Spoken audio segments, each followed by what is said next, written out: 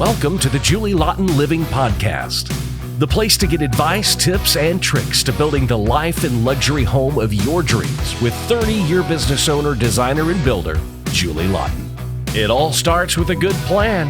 This is Julie Laughton Living.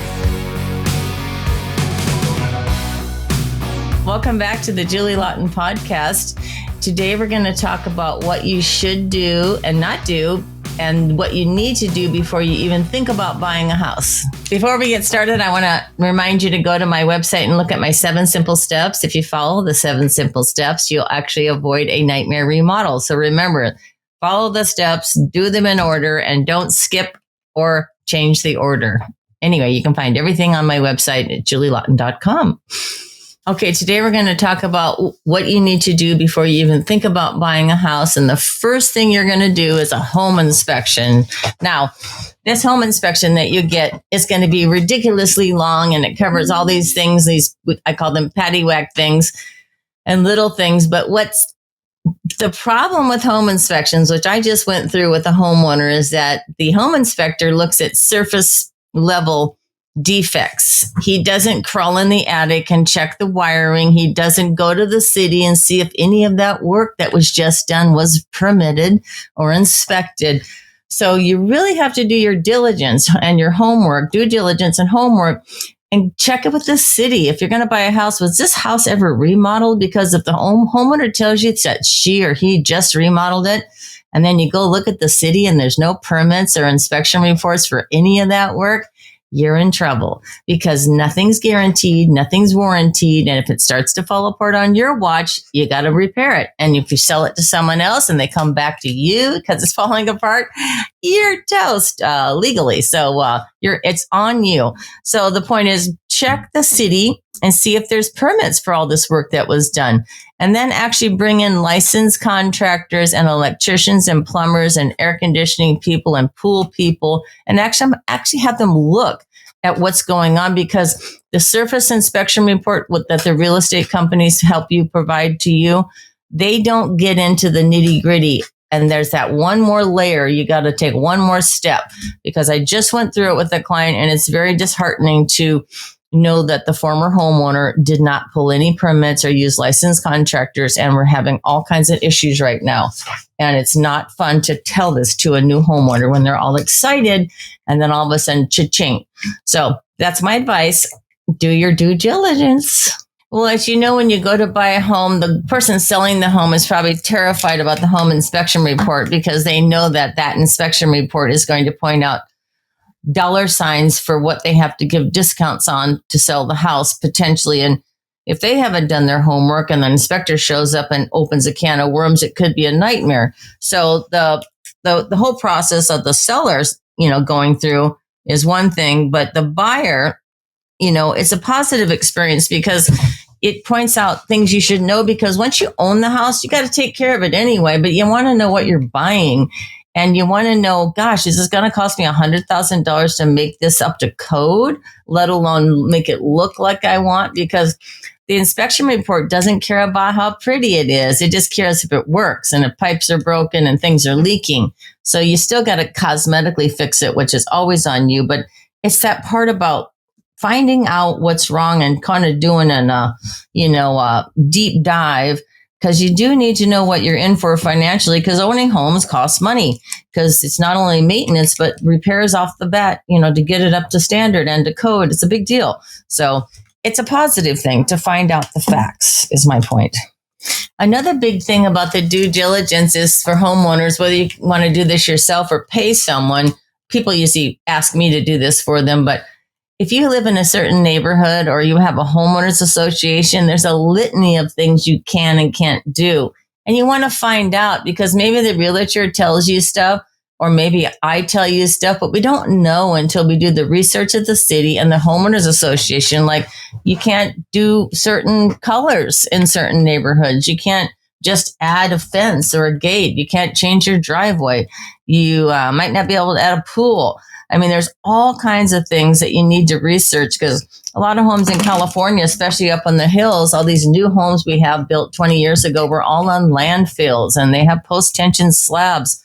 So what that might sound like Greek, but it changes the cost of everything you're building. So there's a whole in-depth research you need to do. What are the city regulations? What are the homeowners regulations? How was this house built? Was it built with post-tension slabs or just regular slabs? That's like the first three things I look at. So, and then you get to a soils report and, that's scary. Opens a whole can of worms. So there's a whole process for me to go through, deep dive, because I know the process and I'm used to the deep dive. But homeowners, you need to get your homeowners association rules and regulations printed and look at them, and then have somebody go to the city for you, or just go to the city and ask questions. When was the last time this house was inspected? So, because the inspection report that's provided by the real estate company is completely different than the inspections a licensed contractor goes through with the home. Okay, so when you go to buy a house, I do this all the time, and I work with some killer, amazing realtors that actually help the client by bringing me in. Because again, I'm a one-stop shop, so I provide the services of 7 people. So if you don't have someone like me, you get your one shot to go in there a second time for an hour before the escrow closes. So what my client did last week was we brought in me, which is the architecture, the interior design, the construction, the pool. I'm the pool guy. I'm the landscape guy. So we brought in my team to measure, and I ran numbers and looked at everything. Then we had the homeowners association rules printed. I know what the city's going to require, but the point is you got to bring the team in, bring the contractor in, the architect in, bring the engineer, have them all show up, bring all the subs, because just the contractor, he's not going to go and tell you what's wrong with the gas or the electrical or the plumbing. So bring the whole team. Take that opportunity, not just to stand there by yourself, because that's not going to do anything. You need to bring in the team of professionals, because they're going to see stuff immediately. So don't be shy and just invite a whole crowd with you on your little 1 hour you get, before you actually close escrow. So yeah, and don't rely on that home inspection report. That's not enough. Bring the team in. So that's my best advice. Okay, so when you go to buy a new house, there's no house that's just perfect. It's just for you. Even if you go into a brand new custom home, remodeled already, or let's say built ground up and it's the latest and greatest, there's still something you're probably going to want to change. And a lot of those homes are out of most people's price ranges and on an average basis, because new custom homes are hard to find and being done just right. So my point is, when you go to buy a home, you want to make it your home. It's your dream home. Every single client I work with has to remodel the home they buy. So it's not only the investment in the property and the home, then there's the remodel cost to even get it fixed so you can live in it. And that usually involves complete gut, all new everything, and then adding rooms on. So it's a combo, making it big enough for your family and then making it look right and function right. So it's never perfect. And you always got to plan on, making it customized for you and how you live in your lifestyle and your dream look, your dream home. So just be ready for that. Okay, so don't forget, don't buy a house until you go and look at the house with all the professionals that are going to help you remodel it.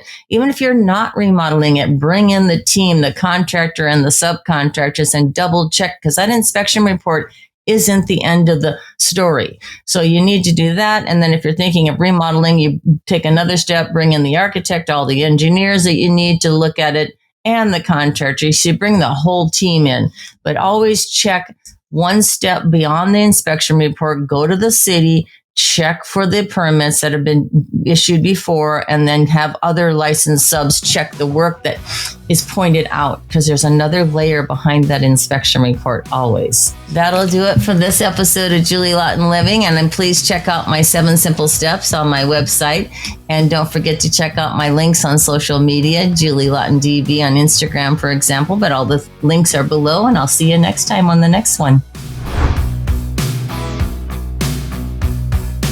Thank you for joining us for this episode of Julie Laughton Living. For more information or to connect with Julie one-on-one, visit julielaughtonliving.com. And don't forget, it all starts with a good plan.